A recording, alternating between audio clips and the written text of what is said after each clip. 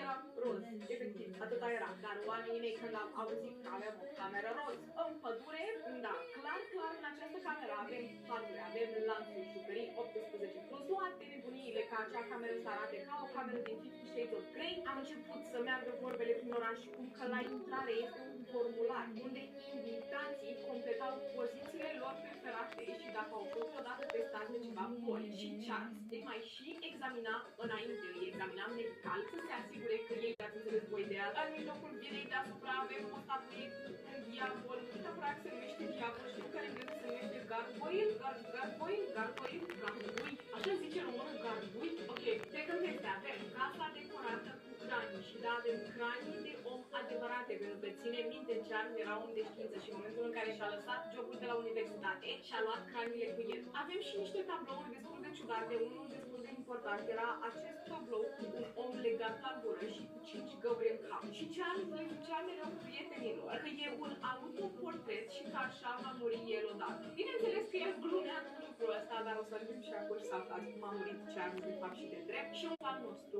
era satanist. Și da, știu asta religie, nu mai zic de faptul că am fost acuzată de mii și mii de ori că eu sunt satanistă, nu înțeleg de unde s-a luat această idee. Bine, pot să zic că ok, avem satanismul laic și cel religios. În cel laic, oamenii sunt de fapt atei și atât. Ei cred în libertate, în iubirea de sine, etc. Nu îl idolatrizează pe satana, nu idolatrizează absolut nimic.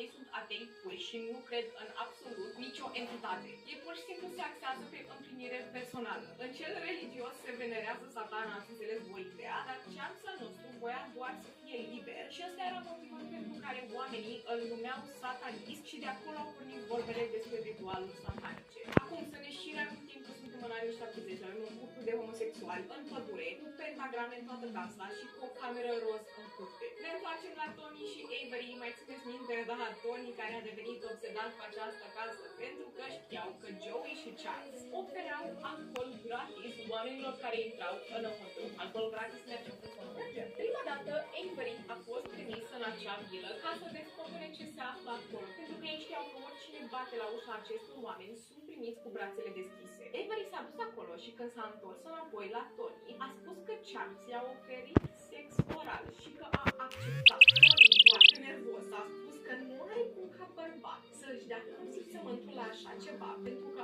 asta l-ar face homosexual. I-au spus că Charles și Joey vor să profite de el și că o să-l transforme într-un homosexual. Nu se poate așa ceva, nu se poate. Trebuie să facă ceva în legătură cu asta. Trebuie să își ia răzbunarea în primul rând pentru ceea ce au făcut cu Avery.